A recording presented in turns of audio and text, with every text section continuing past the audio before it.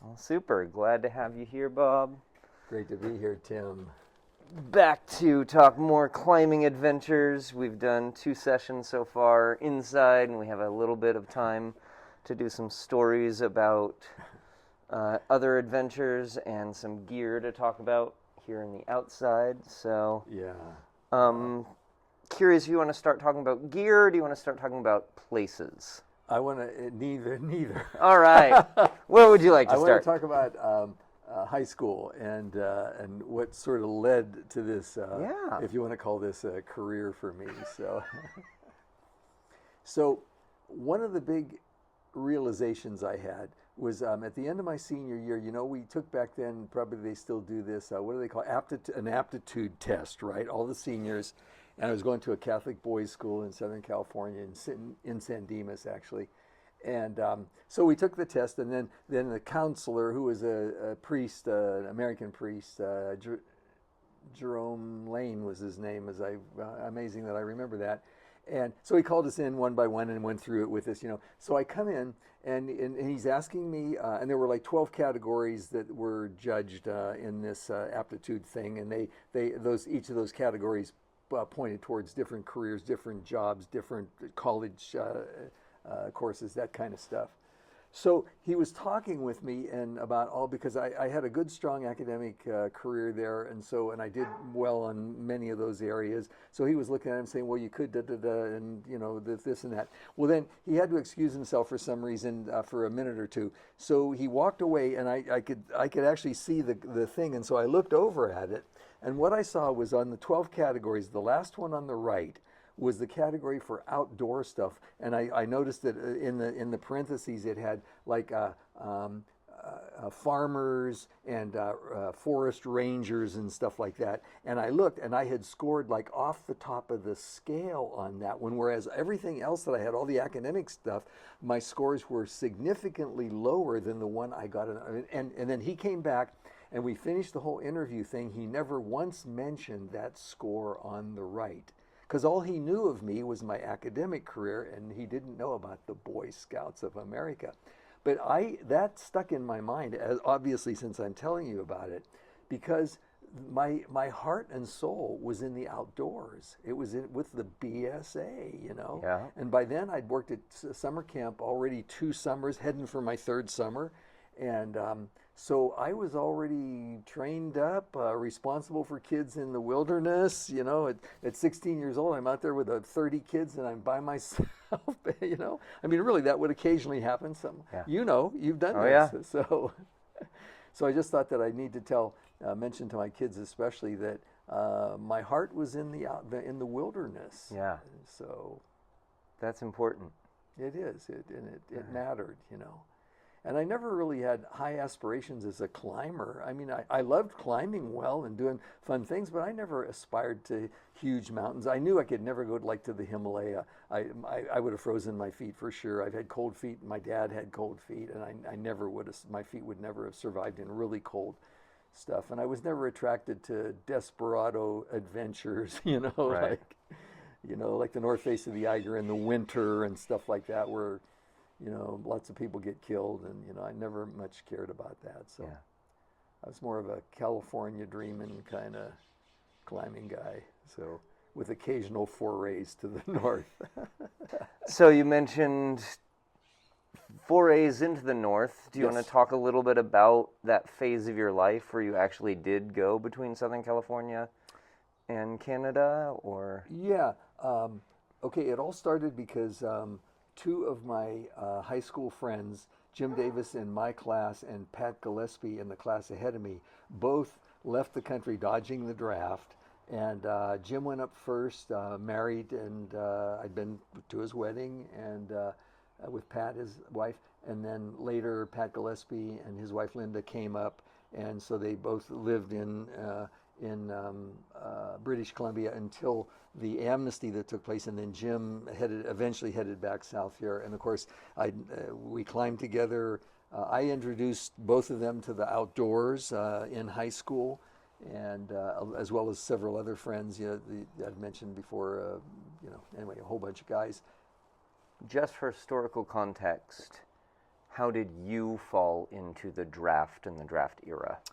Oh, Were you exempt because you were enrolled somewhere, or were you? originally I was, but for a very short time because I was in the seminary for a short while in outside of Chicago, and then I came back and got into junior college, so I was exempt for about 2 years, and then I sort of gave up on that, didn't know what to do, and I did get drafted, but I had already spoken up as a conscientious objector, and I went before the draft board, and they accepted that. I had a long interview with them, and they were very kind, and it was very clean and straightforward. So I had that status. So I ended up working at a hospital in Los Angeles for 2 years instead of being drafted into the military service. Right. And You that mentioned a little bit about that to me before. Oh, I had. Yeah. Okay. And I did a little bit of climbing while I was living there in LA, but mostly it was mostly hiking and things like that. Although I think I was still working in LA when I believe I was when I actually did by myself the north face of Mount San Jacinto. I wish I had a photo to show you. It's about almost a 10,000-foot face coming out of the desert, not far from Palm Springs, Right. and it's around the corner from where the Palm Springs aerial tramway is. It's quite a ways back around and to the west of the tramway. And it was a friend was supposed to go with me, but at the last minute he was an electrician. The last minute his boss said, "No, I have to have you today." So he couldn't go. So I took off. He dropped me off at the base at Snow Creek. There's a small village there, and I took off on my own, and it was quite. I gained It's a about 10,000 feet adventure. I tripped and sprained my left ankle lightly on the walk into the canyon, and I kept going, and so they put most of the effort onto my right leg, and so I was almost crippled by the time I bivouacked about 1,000 feet below the summit. I'd done about 8,000 or 9,000 feet that day, longest distance I've ever done in a day. And then I hobbled down. I went to the top of the peak and the next day, and then hobbled down to the tramway and got a ride down. So took the bus home. So that was interesting. I was about 18, and I ended up the way that's usually done, by the way, is in the spring with snow, and then you just put either kick steps or put crampons on and head for the top.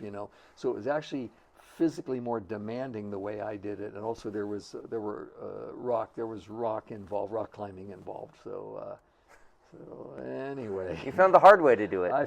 Thank you. Well said. Well stated. Okay, so heading north. So I started visiting Jim. I don't remember quite the first time I went up there. He had gotten a job. They moved to a town called Abbotsford, and then later to Chilliwack, or actually maybe the other way around, I believe. Chilliwack was the name of a rock group back in the day. I don't know if you remember South British Columbia there. They're pretty good. But anyway, so Jim and I started messing around up there, and I told you the story of me and him in the avalanche, coming very close to getting completely blown to pieces in the avalanche. But then do I have anything else? Yes. Okay, so I believe it was on my way to Alaska. I'm quite certain it was.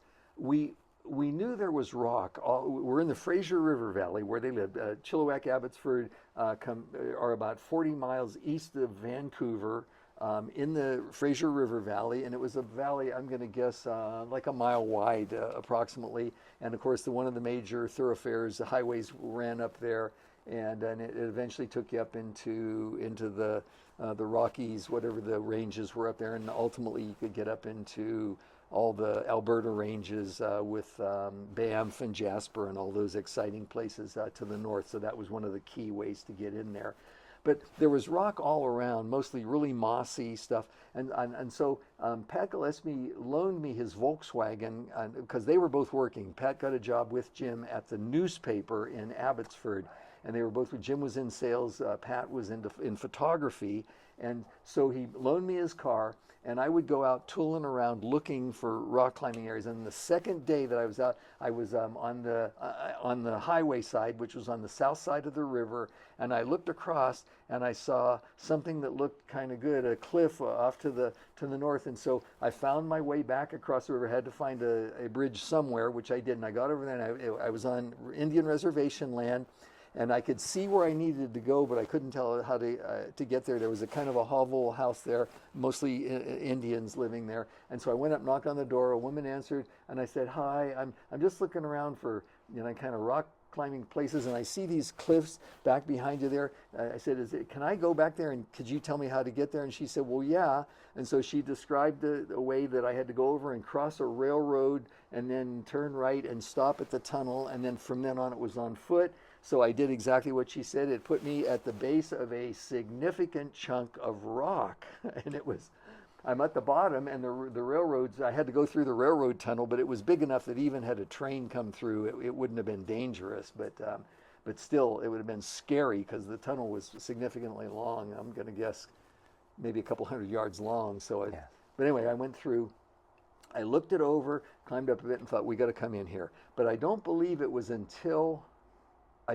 we actually climbed on it until after I came back from Alaska, which would have been about 8 or 9 months later. Right. But in any case, it turned out to be a wonderful climbing area. It took us a while. It was so difficult approach and stuff, but it took us a while to get some of the routes kind of cleaned off a little bit. We carried wire brushes with us as well as all our climbing gear, and my climbing gear was minimal then. I mean, we were just getting started, in rock climbing. Jim and I. Yeah. Pat would go along occasionally. And ultimately, we found there were some long routes there. I think one route was 4 pitches, and others were shorter, everything was pretty decent. I will tell one quick tale about it, though. So one day, this would have been years later, Norm Soddy and Jim and I were on this route that we'd had our eyes on. It was a steep crack in a corner, and it went on for, the crack itself was about 3 pitches long, and so we were nailing it. We were using direct aid for much of it, and I was leading on about the second pitch, and I get up, and there's a ledge, and there's a rock on the ledge, and I'm going, and I had to somehow bypass it, and I couldn't take the risk of knocking it down. So I'm going, what are we going to do? And then I thought, wait a minute, maybe we can lower this. I had a belay seat with me, a nylon belay seat. Yep. And I thought, listen, I think I can tie this up into the belay seat so that it'd be safe. It was a rock. I would guess it weighed maybe 20 pounds, maybe.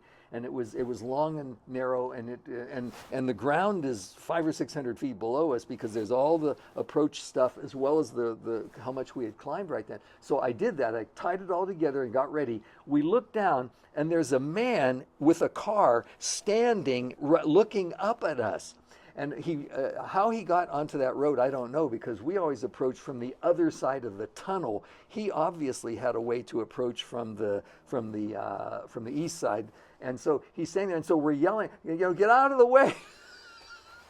This kind of thing. He couldn't hear us. He was waving at us, but he obviously could not hear.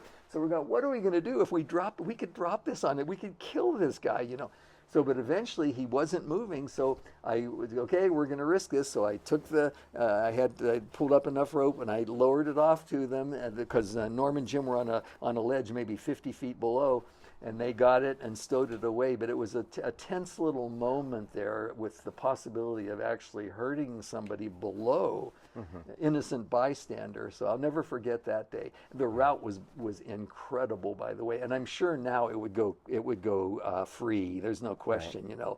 It could have been jammed, but it was steep, overhanging with roofs and stuff. So it was a significantly gorgeous short route, a few pitches, but.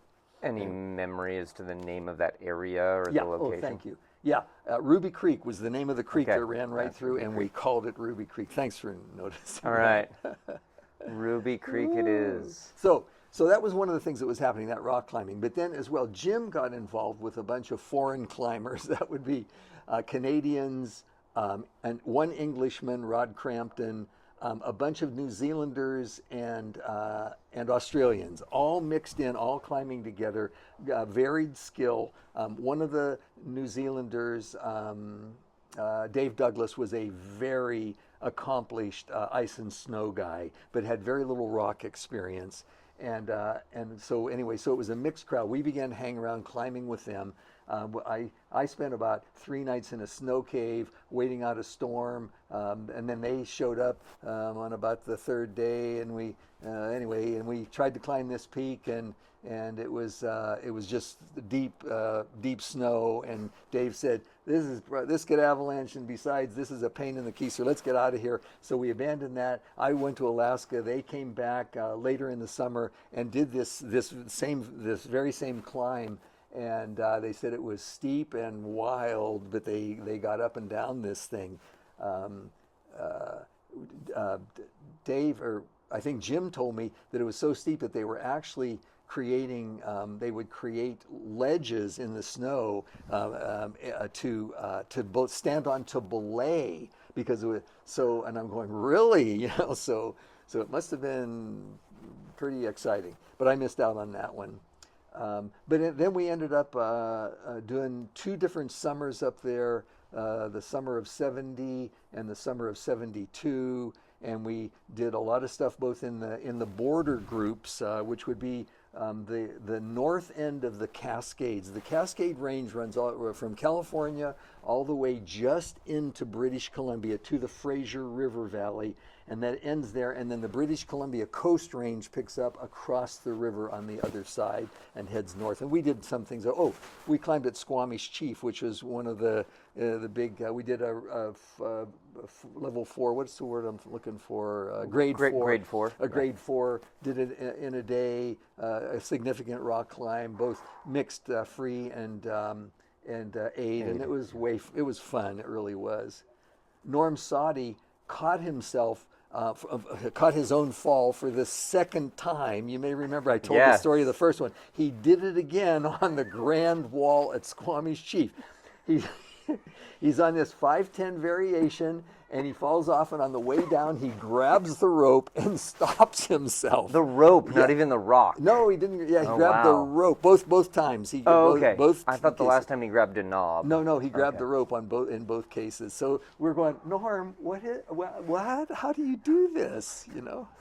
Glad we're belaying you. Yeah, exactly. I was belaying him both times that he grabbed the rope. So. But your real job is just to feed him rope so he can self-belay with his own rope. Exactly. I could have had lunch while he was... No.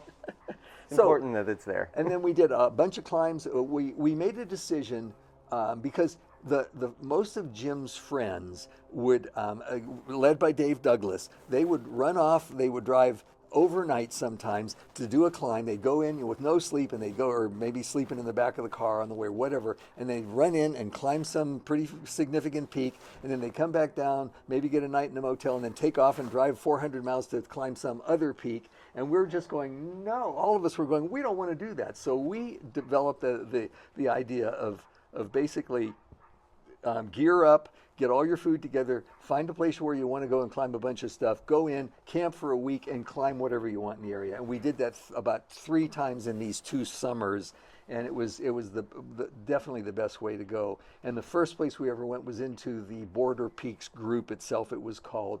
It was just inside the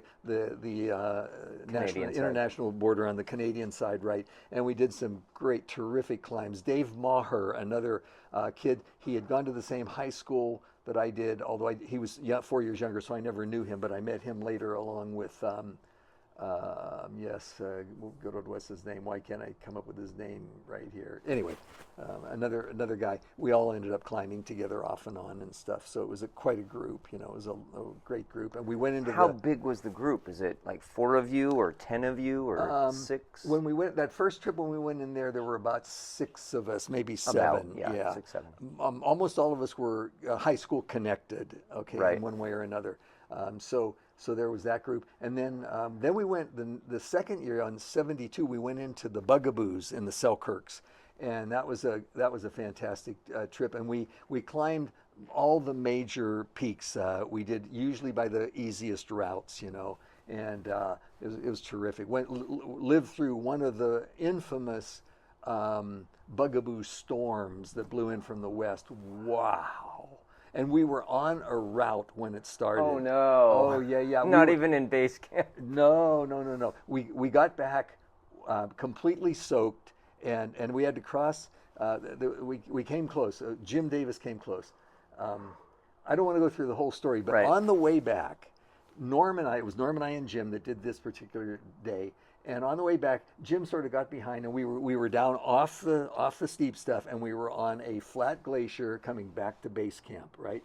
And he didn't tell us till later, but he punched through the glacier because we weren't roped up, okay, and if he had gone through, he would have been killed. But his backpack that he was wearing stopped him, so that he stopped with his legs dangling and with his upper body out on the top, on the ice on the top. And he managed to get himself extricate from that and roll over off to the side and continue on down. And Norm and I were 100 yards ahead and had no idea what had happened, so yeah, right.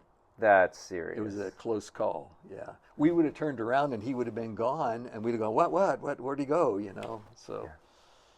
So we So talked that's about sort of that's how the northern thing happened. All And we right. would travel. Jim had a big Land Rover, and Dave Maher had a Volkswagen van, and we would just travel, 6 or 7 of us travel around and do these areas and climb, And we go back to Jim's house and drink beer and go to eat pizza and hang around for a week or two until he could get off for a long weekend or vacation time or whatever. And that's the way it sort of came So that was together. the northern part, and then when you came south, you were coming back to Southern California or Yes. Yosemite, coming back to employment or climb or both. Yeah, all of the above. Exactly, right. I'd either come back to, when it was either autumn or spring, I'd come back and climb at Yosemite, but through the winter, I'd frequently go and stay with my parents out in Yucca Valley, which is right around the corner from Joshua Tree. And then John Wolfe would pick. That's when I met him. Was in one of the early days of those years, and then he would come and pick me up in Yucca Valley, and he was a fireman, so he would frequently have like 3 days off and stuff. And so we'd go climb out at Joshua Tree, and then he'd drop me off on the way back, and I would work. My dad knew people, and I started doing handyman work there, which I had done in Alaska as well, working for the Catholic Church. It was all repair. It was repair and renovation stuff. Nice. So that's how I sort of got started in that kind of field. So that was it. It was just a hitchhike around or whatever, or friends get picked up by friends and go and climb, and that's the way it worked. Did you use commercial transportation in any way? Were you like buying bus tickets or anything? And No. You didn't have your own car. It was basically hop a ride with a bunch of other people. Yeah, or I did a fair amount of hitchhiking. I really did, especially between Canada and the U.S. basically is a lot. Yeah. So I made that journey north and south probably half a dozen times or more, back then. So and it was fine. And, in fact, after the '71 North trip, Phil Banco, another high school buddy, he had been with us out on he was with us on both of the summer trips.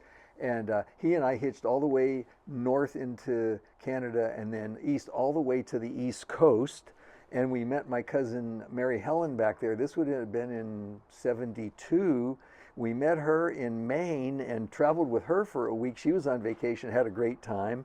Visited some of my Alaska friends in Nova Scotia as it was way fun. So This is how Bob got to see the world. yeah, that was it. Yeah, Thumb in a backpack exactly. So and a few tools and a pack of skills. yeah, and a really heavy backpack A really heavy backpack. because all the climbing gear was in there. Yep. Speaking of which, it's right over there. Yeah. You want to look at switch it? to talking about some of the gear. Okay, great. Here we go. So, should I talk from here, Tim? Yeah. Okay. Old climbing shoes. These go back into the 70s, not the 60s. These are Royal Robbins shoes. He was responsible for the design of two different. One was a big climbing boot, which is what Norm and I both used to wear those for everything. And then these are his PARD style shoes that were very highly regarded. And so, anyway, these have been. Yeah. Do these a little bit Richard Pulver manufactured. It's an old RR heel logo. Hopefully protect you. And you said these have been resold. Yeah, they were manufactured with standard rubber, and then they got resold with sticky rubber. And so, for those that don't know, it's a sticky rubber is sticky, and it allows you to climb steeper, especially steeper friction routes. Some of the first styles of climbing rubber. Yeah, right on. Specifically climbing rubber. Okay. Yeah. And while this is just waiting here, this is a bolt kit missing the actual driver right here. But back in the day, this would be the way we would use our piton hammers, and this would have a drill bit in it, special steel of some sort. You mentioned, Tim, that now they're using a much better steel and probably a better design for these. And what you do is you would drive, turning the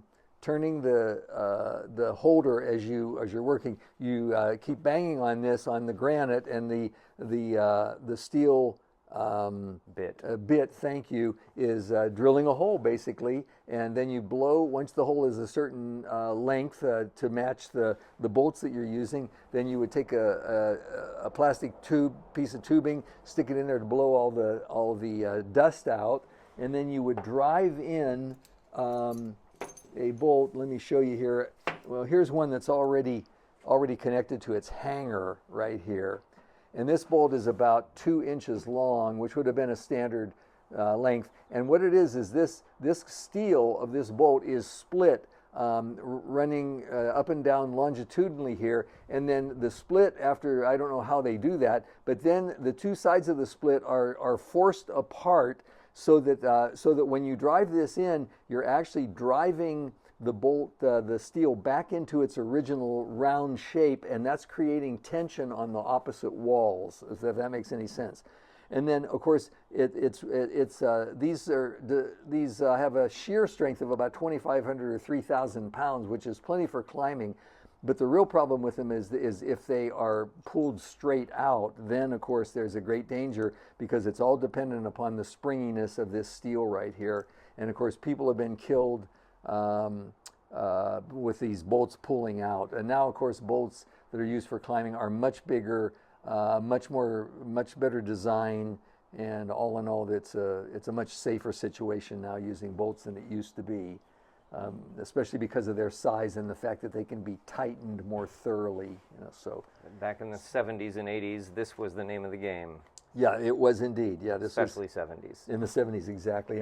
And these are homemade. This is a homemade bolt hanger that I made, and here's this hole at the top. The little one is where the bolt goes through, and the larger one is where the carabiner goes through.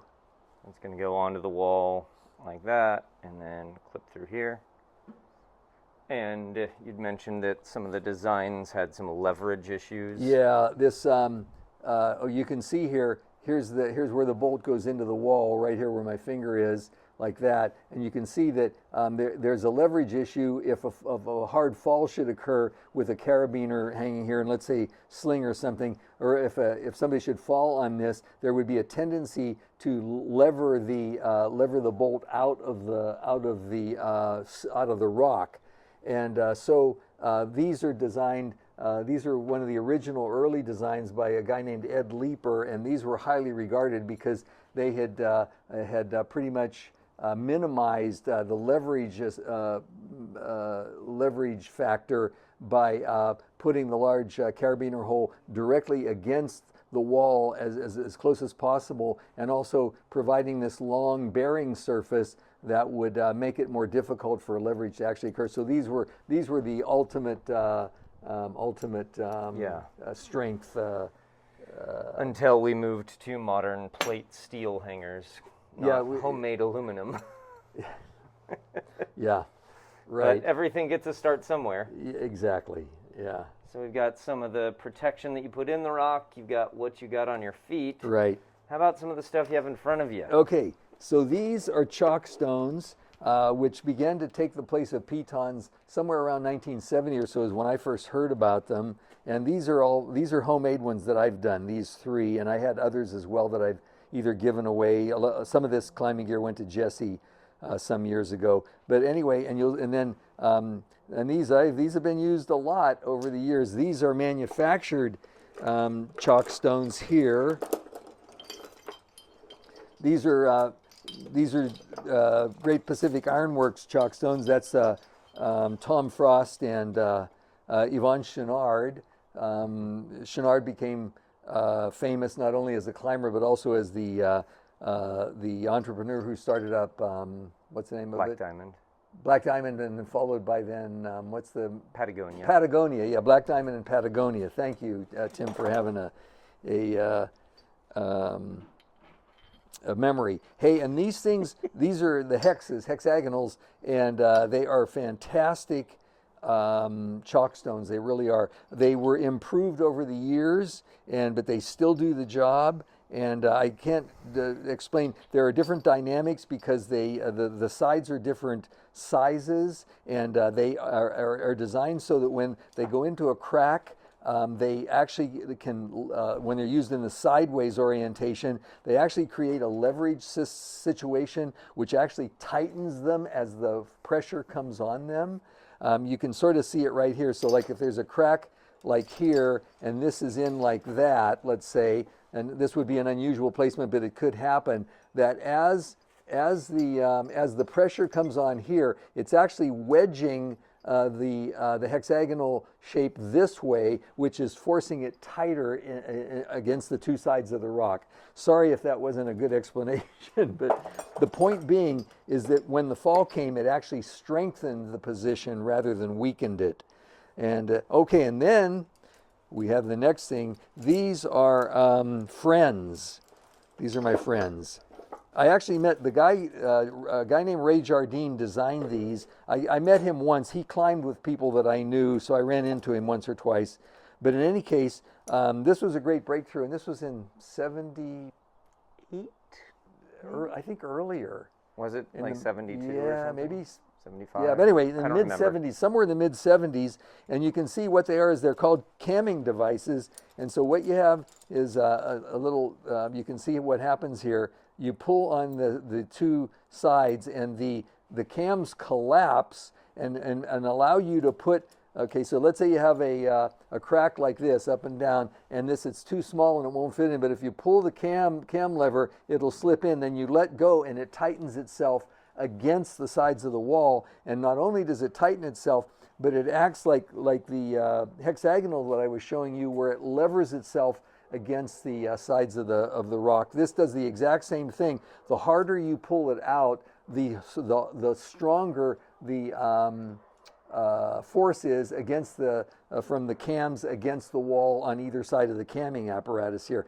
Obviously, you can see this is not somebody in their garage like me making hangers or something. This is a guy that has gone to school and studied or talked to. He has some hotshot engineer working for him to figure out how these things have to work and how you keep them from breaking in use. So these became the beginning of an entire climbing revolution. These little machines did. And Tim, you would know way more about the newer kind of versions of the camming devices. I know they got them very, very thin. The originals ran from, maybe the thinnest here that I have in the original set would be this one right here, which has a width of about 1 inch, I'd say, and it cams down to maybe 3/4 of an inch. Something like that, maybe 5/8.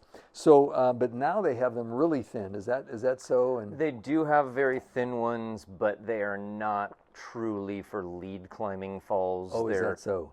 They're psychological pro if Okay. you're leading 10 feet above them. Okay. They're more for, if you're going to truly load them, they're more for direct aid. Okay.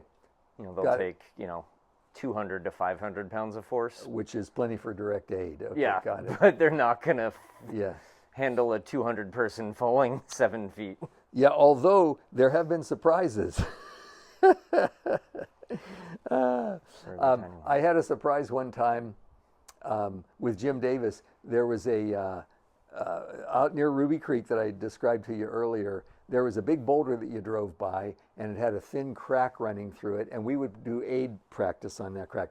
And I brought with me one day one of the tiniest pitons ever made. It was called the RURP, the Realized Ultimate Reality Piton. It was about the size of a razor blade, an actual razor blade, and it wasn't much thicker than a razor blade, and you would tap it carefully into these very tiny cracks. And so I had put in a rope over here and then moved over about 3 feet or so, and I was about 6 feet off the ground. We were right off on the side of a dirt road, and there were no cars going by there. This was on the way out to Ruby Creek.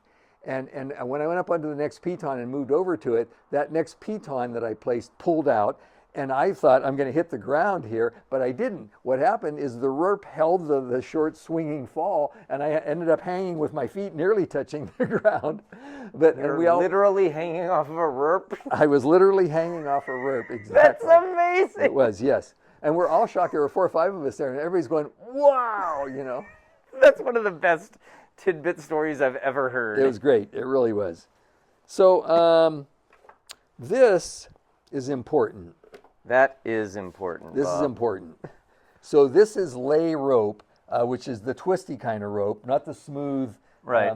This is kern mantle rope, which means that there's an outside sheath, which of course you can see is red and blue and purple, and inside are white strands that are longitudinally, they're not woven, they go straight through. They could be woven, but it's a separate kern inside the mantle. This is all of one piece. It's all filaments, and this kind of rope has been used way back for probably thousands of years.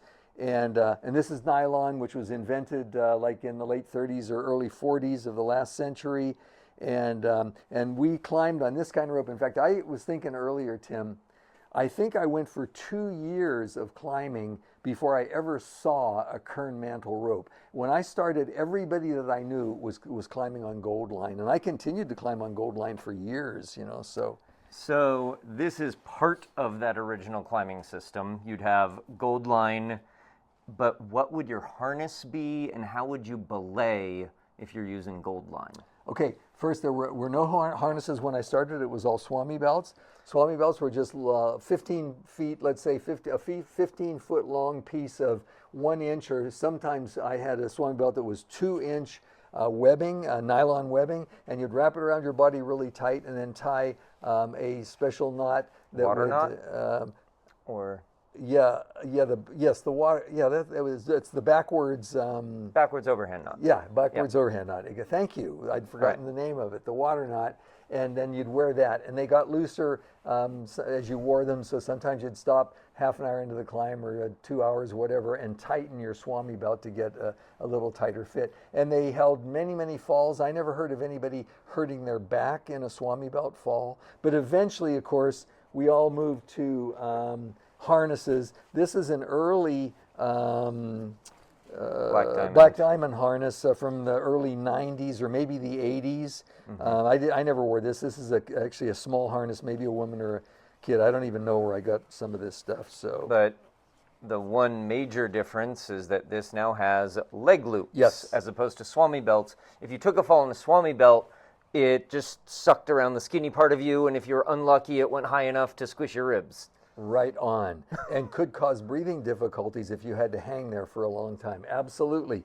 So this was a big improvement, but it also led to some interesting things like, what was his name? The guy that his friends started ragging on him because he didn't take care of his harness, and then he was killed when he fell out of his harness up on, what's the name of it? The Leaning Tower, I believe. Okay. So, and also look at this. Remember, look at the size of the buckle. This buckle's got to weigh at least 12 pounds. You know. So, the bod harness and the Alpine, but we talked about the harness, and then this is Gold Line rope, so it's not hemp rope like back in the 1800s. This is actually made of synthetic nylon. How would you actually belay and climb with it? Was there any difference to how you use modern, or is it all the same thing? The basics are the same, but you're absolutely right, Tim. The biggest thing about the Gold Line was, first, it's a bit stretchier than Perlon. But second, and not a big, I've fallen on both, and it feels about the same.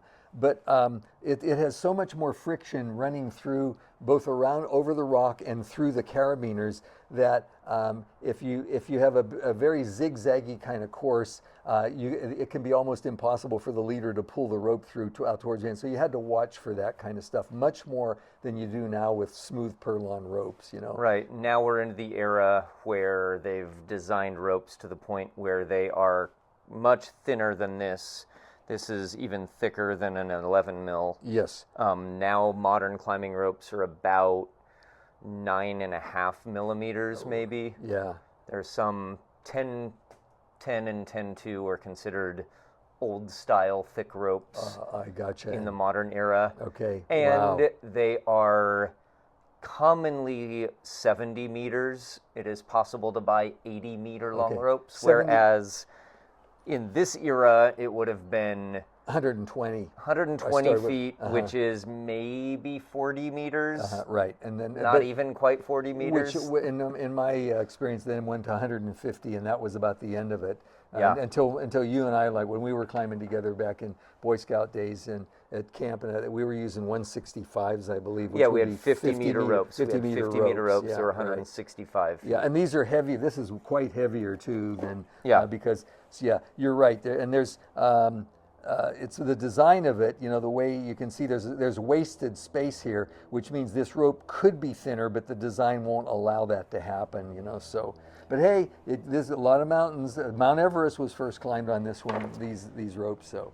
This is a whole bunch of gear. I don't think we have a belay device to talk about. Yep. I got one somewhere. Do you have here. a stitch plate? And I got Jumars here too. Yeah. Yeah, here. Yeah. So there you go. Thank you for seeing it. Yeah. Stuff. You want to take some? Sure. Take what's that? You do. This is a modern iteration of it, but the very earliest style of belay, back when gold line was being used, you would have simply done a hip belay, and you take the rope in one side and out the other side and move it back and forth when needed. Break position was simply cross your hand over, and then your whole body serves as a counterweight to the person who falls. Yep. And if they're really heavy, you twist a little bit.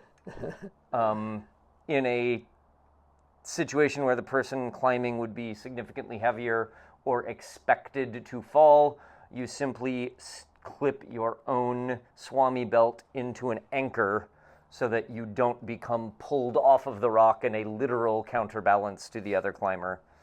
Although sometimes you maybe did want to be a counterbalance. But this is also in the era when much climbing was direct aid. There wasn't a whole lot of free climbing, or if you were free climbing, it wasn't truly expected that the leader would fall. This is the era of the leader must not fall. You send up the person who can climb the rope and the route without falling, they go first. Somebody who it's an easy route for them, they go first, and everybody else follows up after. But then you move to actual mechanical belay devices, and a stitch plate was an early version of this, where it just is a round plate with the two holes, and the rope goes in one and then around a carabiner and then out the other side. Boop, around, out. Most people watching this video will know what that looks like. There's essentially the stitched right there. Yep, that's a stitch plate style. And that allows some mechanical braking rather than just wrapping it around your body. You let the metal and the angles in the rope do the work. And then we have modern variations like these belay plates. How about that guy? Yep, this is the modern, even more modern. I don't even know the name of it. This is a Petzl Reverso, but they've moved 3 generations beyond this now to various things. So, there's all of that. Were you always tying in with a figure 8 follow-through, or did you ever use the bowline? Yes. In fact, I preferred the bowline. And the Bolin has several advantages, and one of the best advantages is even in a hard fall, the Bolin never over tightens. It's always easy to undo the Bolin, but it's dangerous in that it can untie itself if it's not keep an eye on it. So what we would do is we would tie the Bolin, and I used it for years, and then we would do a follow-up knot. What do we call them? A keeper knot or something like that? Stopper knot. Stopper knot. Safety knot. We'd tie a stopper knot behind at the end of the Bolin, which would prevent it from untying. But I did prefer it, but ultimately I ended up going to the figure eight follow through. Figure eight follow through that's become the standard. Yeah, right. So we have all of those items. I want to bring out one special piece. I'll come a little bit close to the camera. Thing. This looks like a normal stopper, but if you look carefully, it has an angle, and so this actually levers itself. This is an SMC Camalock, it says, but there have been a number of iterations of climbing gear innovation, and this is one that didn't stick around for a super long time, but instead of just being a simple stopper, it is a stopper that was designed for different sizes. I do want to point out the fun of monogramming your actual climbing gear. Let's see if that can focus on that. Stamped into your climbing gear, your own initials. Yeah. So that way you really know whose it is. Unless somebody has a file with them and they file off your initials. Did you want to talk a little bit about this and maybe lead into that story? Yeah, we could do that. So,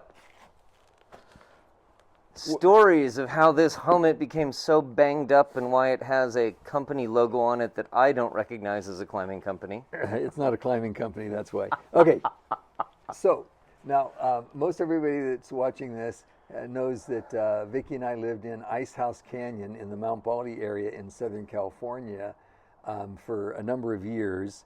And while, of course, we got to know all of our neighbors there, interestingly, most of our neighbors attended the School of Theology at the Claremont Colleges, which was becoming quite a famous place at the time, with one exception, and we knew bunches of those people, and we worked with them and socialized with them and knew them all. But one of them, Doug and Pat Hundley, were not connected to the School of Theology. Doug worked for I don't even remember exactly what he did, but he had some pretty significant position down in Los Angeles and Hollywood area. It had to do with something having to do with television and whatever.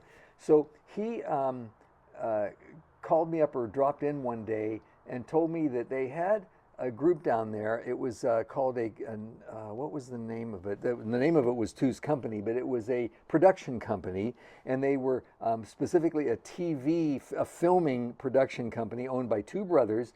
And he said they had a French company that wanted them to put cars on top of rocks for filming for commercials, TV commercials that would be shown in Europe. Okay, and they needed somebody to keep them safe, a mountain guide to keep them safe while they were doing this. And Doug said, well, I know a rock climber, and so he talked to me. I called them up, and they said, can you come in for an interview? And I did, and I met the two of them, and they were very nice guys, and they hired me on the spot. So sometime later, I don't remember how long it took, but they asked me what gear, and they gave me money to buy gear because I had to protect not only myself, of course, but them as well. And that could be as many as 5 guys on the production that might be in positions of danger. So I had to go buy harnesses for everybody, and so I did that.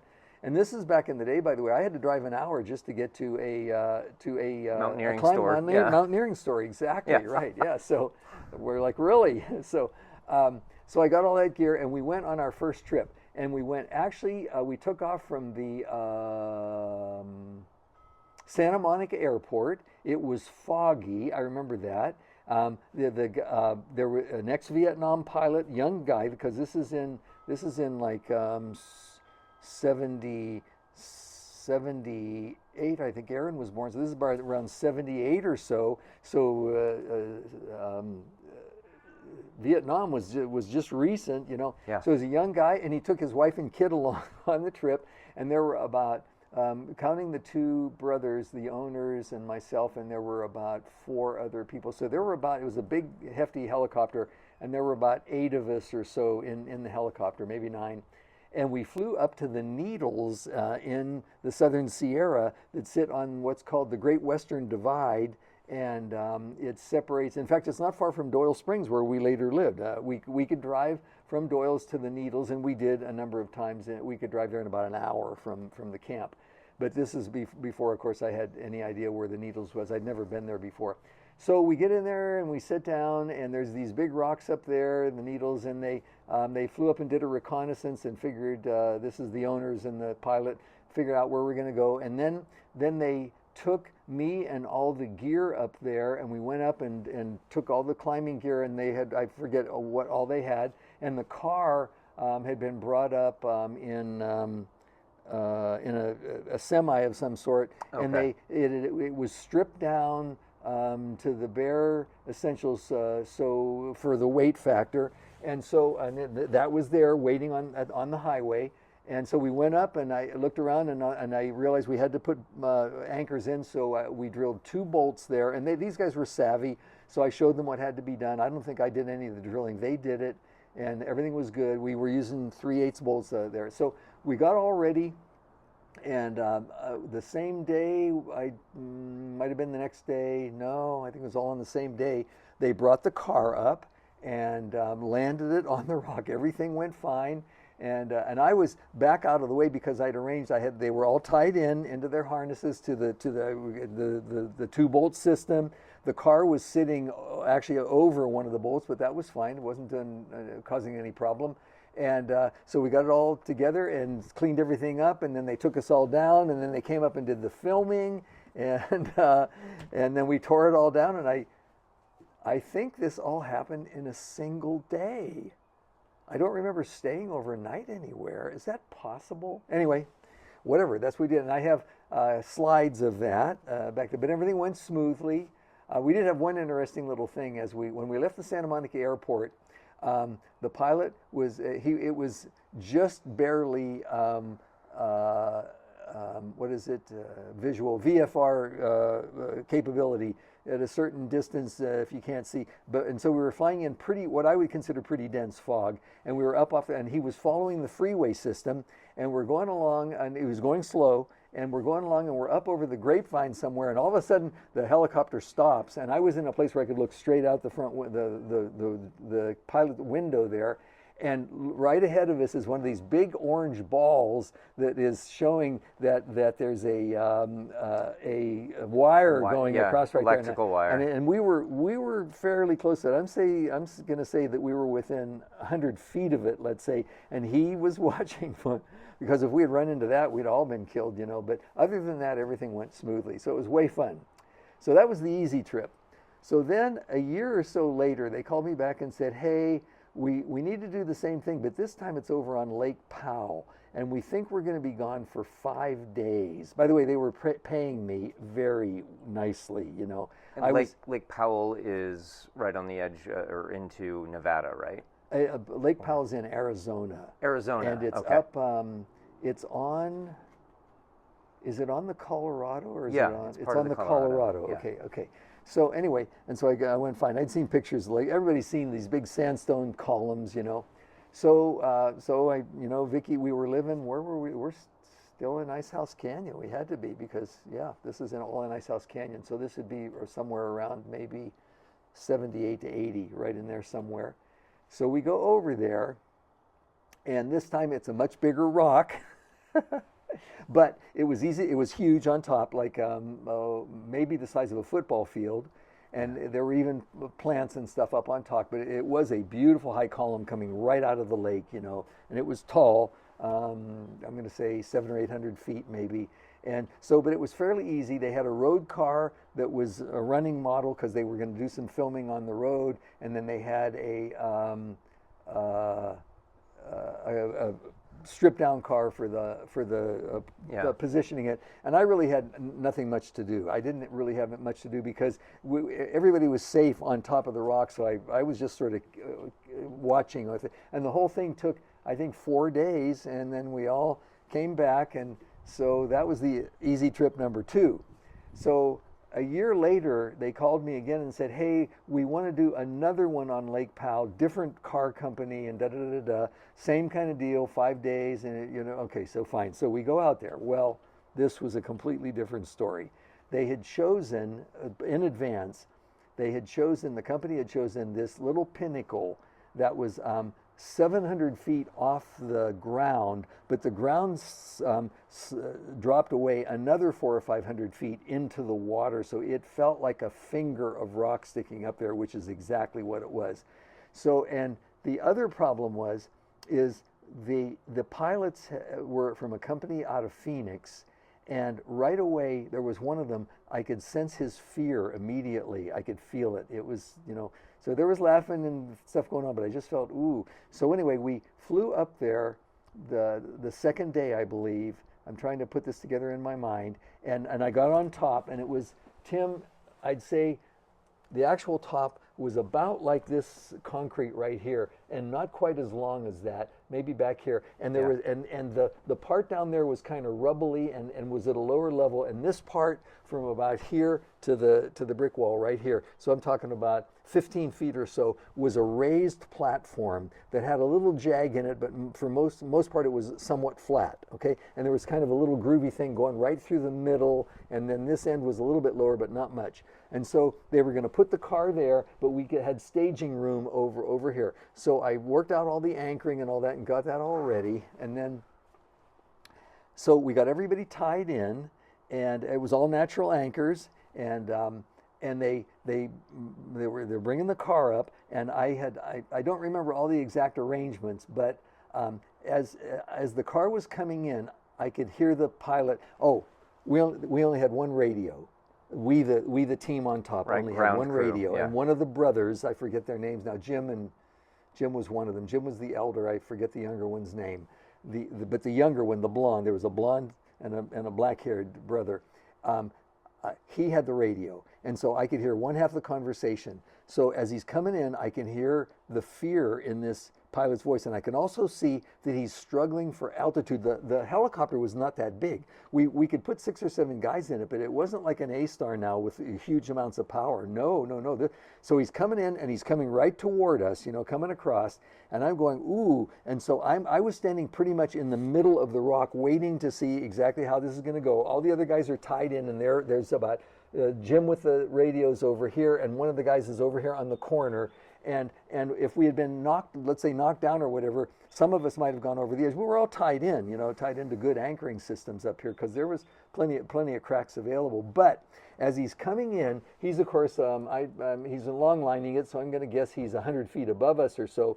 And what he told us later, of course, is he can't see directly below him, and that was part of the problem. So he's coming in, and at the very end, I realized this is too low, and sure enough, as he comes across, the front wheels of the car bang into the edge of the actual pinnacle, which is right there, and I realize that there's danger, so I jump off this way to get out of the way, and I jump over this little edge right here. Well, what happens then is he can't see, so he's continuing to move forward in the helicopter until he gets so far that he actually pulls the car.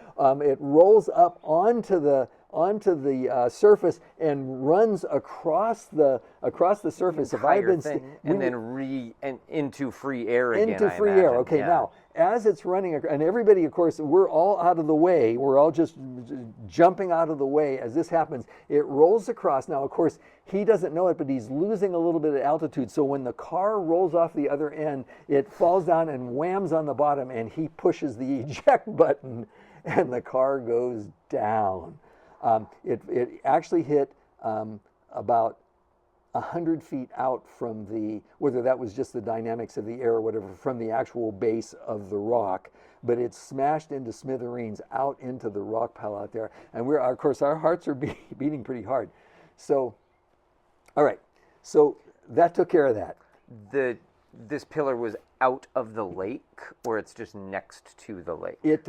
It was a thin peninsula that ran out, and it stuck out into the lake. Okay, and but it went down. technically a peninsula, not an island. Exactly, not an island. And at the base, it flared out a bit, but it was steep down below. So now there were several upshots to it, and some of the greatest danger was yet to come. So they had two pilots with them. So the other pilot came and picked us up. I think the one who had dropped it, he went back and took a nap or took some drugs or whatever to calm down, because he was pretty uptight. So we flew out, and then the next morning they took us back up because we're in a national park or a national waterway or something. So they had to put down a big amount of money to be able to even do this thing. So we had to go down and look it over, and we did. And they couldn't land right at the site, so they landed up on a peninsula, the peninsula lip of it, or whatever you would call it, the neck perhaps. And we had to climb down to it. And of course, it was just a bunch of busted up plastic and metal, But at the same day, when we went back after having looked at it, we just took pictures, and then they took us all back, the whole team, and then they started stripping down the road car in order to get it ready to take it up onto the top the next day. They were still committed to making this happen. Absolutely, yes. Oh, it's not a lost opportunity. It's just a second chance. No. Oh, God. Okay, but my God. There were a couple problems and one answer to the problem. So the big problem is everybody knew that helicopter could not go up there and try to do that again. So they finally found a big helicopter in Idaho, and a few hours later, this huge double rotored helicopter, and these guys, they worked on an oil drilling site or something, so they knew about, and they come down and they land over where we are, which was near the motel or whatever it was, and we're all going, whoa, this looks good. So they stripped the car down. Everybody gets up the next day, and here was where our problem arose, and that is, for some reason, they chose the guy who had dropped the car, the pilot who dropped the car, to take us back up there again. And I want to tell you, it was one of the scariest rides of my life.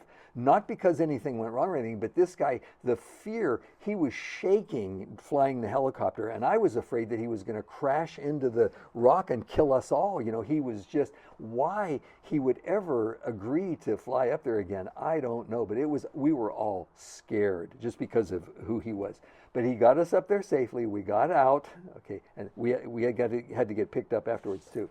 Okay, and this time, these guys, the guys in the double-roaded, the Idahoans picked this thing up, and they came in, and so they come over, and we had everybody had a radio this time, and so we're listening, and the guy says, okay, he says, and he has a big bulb window out here, so he can look down, he can see everything that's going on. The pilot and Jesse knows what I'm talking about here. He's looking right down on us, and he says, that looks about right. And they said, okay, set it down. So they set it down, and it's sitting there, and he's still, helicoptering and all that. They haven't said, okay, we're done. And we had to disconnect right there. And the guys are talking and all that. I'm out of the loop. And they're talking and saying, no, we want to twist. And they said, hey, listen, is there any chance you could pick it up and move it to the right just about a foot or so? And he says, no problem. So he lifts it up and moves over 1 foot to the right. I mean, he's 100 feet up there in this huge air, and he sets it back down perfectly. And then they said, hey, listen, we want to twist it a little bit. Can you just lift it and leave it right where it is, and we just want to twist it? He said, no problem. And he lifts it off about this far off the deck, right? They twist the car around. Okay, he sits it back. I mean, it was just perfection, So they go home. Then we had to clean up our act there, and then the guy had to come pick us up and take us back down.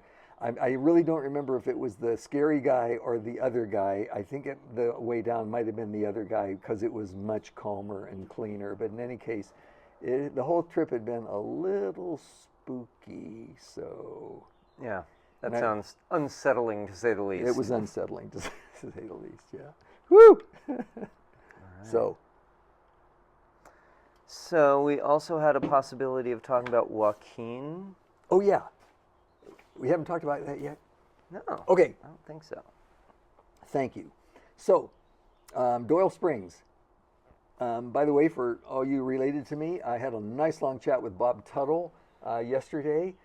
He was my boss and my best friend at camp at Doyle Springs, and he's doing well. He's 84, doing well, and he is a great friend, like you, Tim, a great friend. So here's what happened. We lived on the lower slopes of Moses Mountain. And if we were willing to drive about 45 minutes, we could drive up and through Balch Park onto the upper slopes of the same mountain. This is on the middle fork of the Tule River. And we could actually drive over to right next to the actual waters of the Tule River, way high. You could drive into about 7,500 feet or so on the river itself. And the kids have been there a number of times.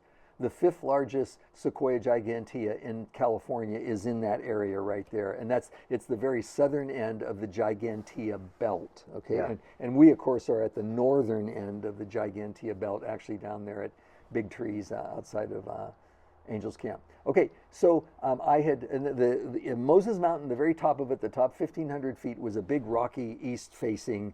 A beautiful mountain, very beautiful. We couldn't see it from Doyle Springs. We were way deep in the canyon, but from other places on the roadways and stuff, we could see it. It was very, and I always wanted to go up there. So one day, Peter Dutton, a friend from the area, he and I went up and we climbed the east. I took climbing gear. And Peter hadn't climbed before, but it was fine. You know, it was a lot of fourth class, a little bit of fifth class here and there. So I used a bit of protection. We got up on top. It was just amazing. We're out in the front of the range. The peak is just under 10,000 feet, and the view is 360 degrees. Although Maggie Mountain's right over here, and it's a few hundred feet higher. But basically, we're on top of everything, and we can see north into the whole Mineral King area and on into the Kings Canyon area and beyond that. Just wonderful thing. And also there was this heavenly smell. And the top of the peak was this beautiful granite that was carved into these kind of these knife blades that were hundreds of feet long, and there were little valleys between them that had little pockets of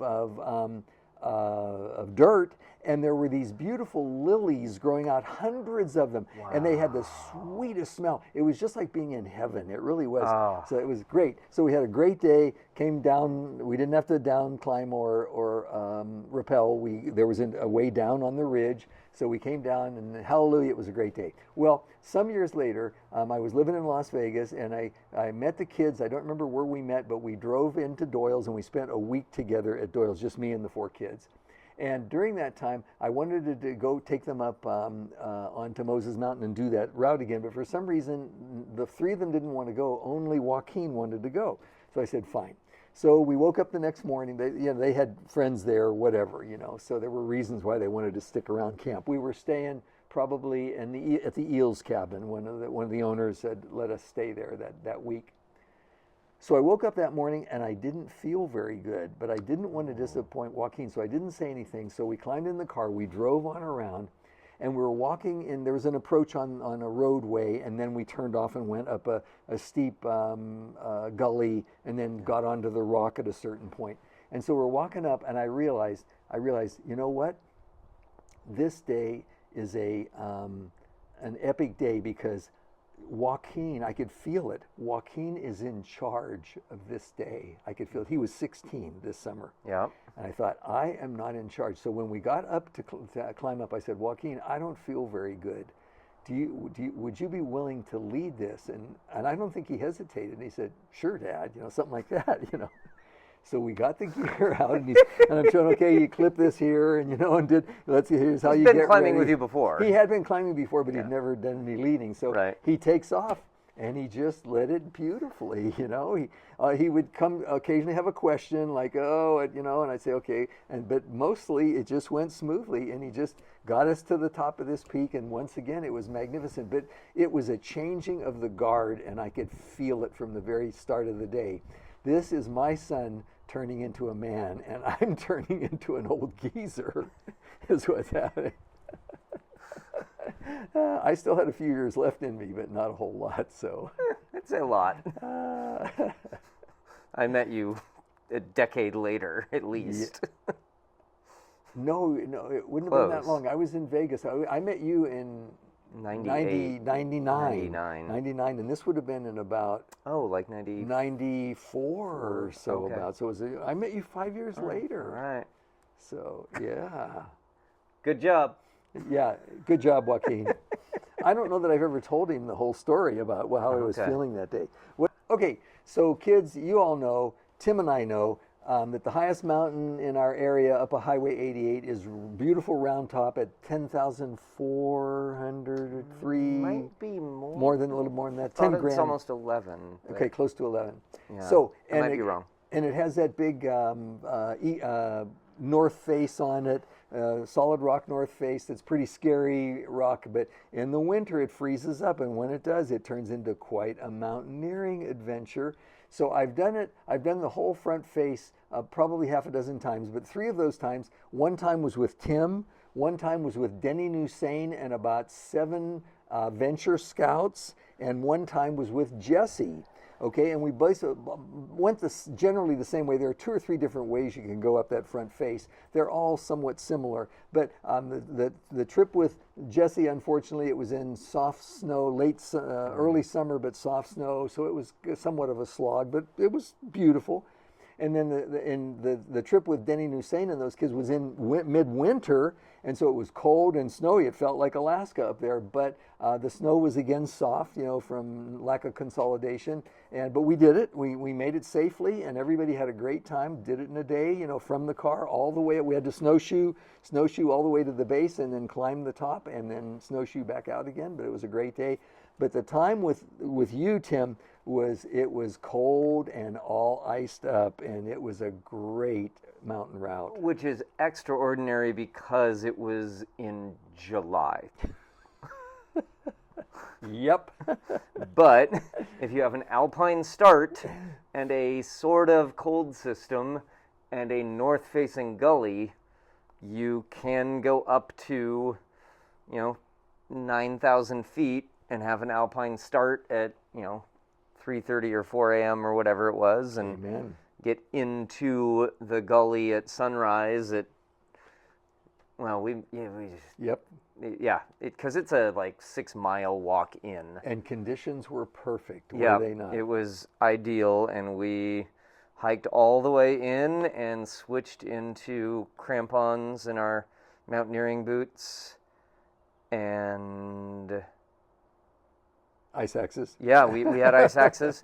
And the specialty and the magic of this time, sort of the point of doing it in summertime, is most of the snow has melted, and so you can use the rock on the sides of the gully to place rock protection that is a little more reliable than ice screws and ice protection. And so I'd like to add to that ice screws and ice protection was out of the loop for, what's the word I'm looking for, the idiom. Anyway, there was not a possibility because the ice is so thin Right. up in the upper part of the gully. It would have been impossible to protect it on ice, and it was strung out a bit even there. Remember at the top there, we were up off the protection a ways there. So, but probably it was, the bottom is a gully. It's fine. It's low angle, not bad. But the top 20 to 80 feet, my memory is blurry because this was 20 years ago. Mm-hmm. But it's getting, not vertical, but it's getting Steep. significantly close. It's probably 70 degrees Yeah, or so. And right. so it's, steep. yeah, you're going on your front points and, really using those It was leg good. muscles for good support. It was a great mountain adventure. It really was one of the more significant 4th of July I've ever had. Yeah, that's great. I'm glad to hear it, Tim. It was Yeah. a great route for us. So I have been ice climbing on 4th of July on Round Top. I'm glad that it worked out well. Yeah, And right. the treat of it all is just using Rock Pro. Yep, indeed. So you get the experience without the extreme Yeah. risk. I think described in one of the other videos the climb with Bill. I lost his last name. Anyway, with Bill in Icehouse Canyon. Did I describe that Yes. route? Okay, I did. Okay, so I'm going to leave that one alone. But it was somewhat similar as far as the degree of difficulty and the steepness of it, quite similar to what you and I did that day. Oh, goodness. So what happened is got a call one evening from the Mount Baldy search and rescue team saying, hey, there's a guy missing, and they described to me. And so they said, hey, Gary, who was the sub-chief, Gary's going to come up and talk to you about it. So Gary Wilson, a guy that was important in our lives, he and his wife and kids. Yeah, go ahead. Rang a bell, and then there was only like 2 people that came up. No, a different. This is a different event. scenario. Different event. All right. Same canyon, different event. Gotcha. So he got up there and he said, Bob, he said, this is a tough one. He said, there's this group, and they think they were a group of young people, and they think that the guy fell already, and it's getting dark and one thing or another. And he said, what do you think? And I said, I know the area pretty well, Gary, and I think I can get in there, and I know we can set anchors and we can rappel down in there. I said, we might end up spending the night, but whatever. And he said, yeah, he said, their parents are here, and they're down at the firehouse, which is down the road a mile. And I'm going, wow. So we're both going, we're married with kids, both of us. So we're going, this kid's 18 years old. So we go, okay, we'll go for it. So Gary and I gear up and get up there, and we come out, and we get to the top right at dark. We get to the top. It had burned through there, which was a pain in the keister. But anyway, we got anchors set up. It took some doing, but we got anchors at the very top of this steep face that's going down.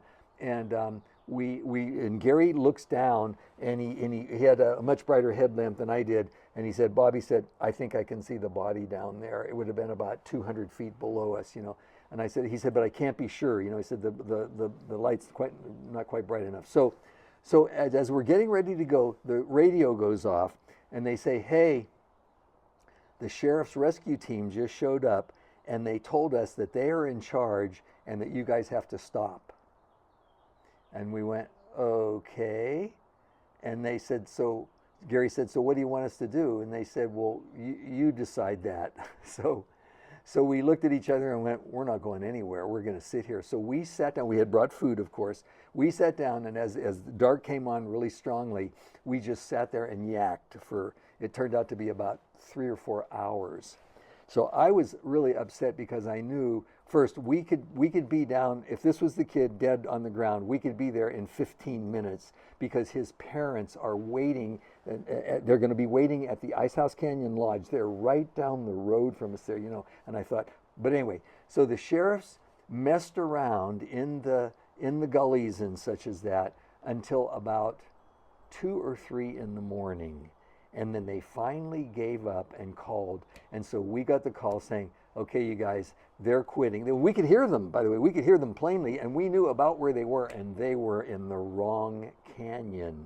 Ooh. So, and we told them, but anyway, so they called and said, go down. We went down. Of course, it was the kid dead on the ground. And so Gary was used to this. I wasn't. I sort of stayed out of the way. He took care of it, checked to make sure he really was dead and the whole thing. And then we moved him over just a little bit to get him out of the way of falling rock and stuff, tucked in, and we took off, So we went down and got home that night and got a good night's sleep. I don't remember, one or the other of us went up the next day to show them where the body was. And it was not easy to get into the area, and you had to know exactly where to go. It was in that same canyon of the other story I told. So that's section 1. Section 2 is, I know it left a bad taste in my mouth for the sheriff's team, right? Okay. So a year goes by, and I get another call. And no, there had been helicopters, and I called up, what's going on? They said, it's the sheriff's rescue team, same team, and they're up there because, now what were they doing? They were looking for a lost hiker, and they hadn't contacted, the Baldy group was out of the loop. They were up on their own. Well, guess what? The clouds came in late in the afternoon, and they left 2 of their guys high on the ridge over 9,000 feet in the winter with high winds, and it was iced up completely, ice and snow. They left 2 search and rescue team 2 members? search and rescue team members. Wow. Yeah, both sheriffs. Okay, and so I get the call that evening, and it's Gary again. He tells me what's going on, and he said, can you be there? And I said, Gary, I've been sick with the flu for 5 days, but I'm feeling a little better today. I said, I'll tell you what, I'm going to get up at 5 a.m. and if it's still a go, okay, I'll go if I can do it. So I get up, I feel okay. I put my pack together. I meet them at the trailhead. I hope I'm not mixing up 2 different stories. So if I've already told that part of it, skip that. But in any case, we're going up the trail. We get up there, and one sheriff says, I'm getting a blister. We're up in the snow. Now we're up, and we know where we're headed. They knew enough about where they were. It's clear, but the clouds, so it's conceivable that it'll close in on us. So we're all going hard. I'm doing okay. He stops. Well, I happen to have an old method that I had learned way back in the day on how to fix blisters. I won't get into the whole thing, but I knew how to do this. I said, let me take care of this. We get his shoe off. I apply the little thing, which I carried my first aid kit, and then you put tape on. 10 minutes later, you let it dry, and then you put tape on, and it's a deal where it'll never come off. It'll be 3 days before you can get this tape off. It worked. We got back on the trail. We get up there. They decided to send me, and they had a runner in the group, one of the sheriffs, and he and I were proving to be the strongest and quickest. They said, why don't you guys take off and see if you can find them, because we know about where they are. So we do. So we come across this long slope, and sure enough, here's the tracks coming down, and I said, they must have gone down. He said, no. I said, wait. He said, no, we got from the radio. They went down, and they didn't know where they were, so they went back up. So they knew that from radio contact. So we follow them up. We get on top of the mountain. There they are. They're cold. They're scared. So we gather up their gear. And we take off. And we had a place where we had agreed to meet. Gary and the Baldy people. I think he and I were the only 2 Baldy people. He knew where it was. It was an old camp that had been up there and called Kelly's Camp. And so we came down, met them at Kelly's Camp. It was cold. The wind was blowing late in the afternoon. And I was I'm just saying, let's build a fire here. It's cold, And they're looking at me going, Bob, let's get out of here.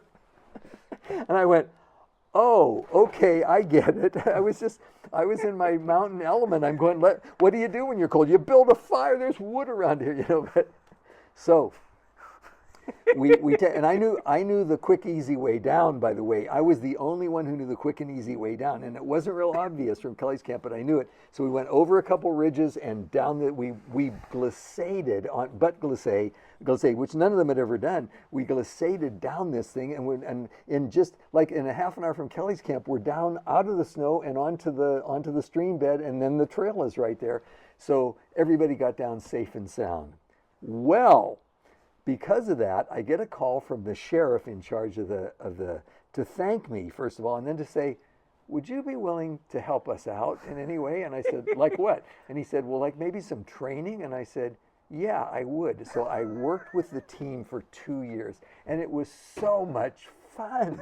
We had a great time together. We went climbing at Joshua Tree. And there were about as many as 15 guys.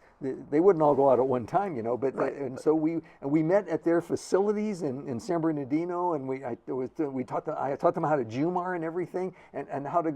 We did the whole thing from ice and snow to rock. It was really fun, So it was a great time with the county sheriffs that I was sort of concerned about, but they turned out to be decent guys, So excellent. Yeah, it was good. It really was. So it's really good. It was fun. And they did a wonderful job learning. They really did. These guys were serious about what they were doing.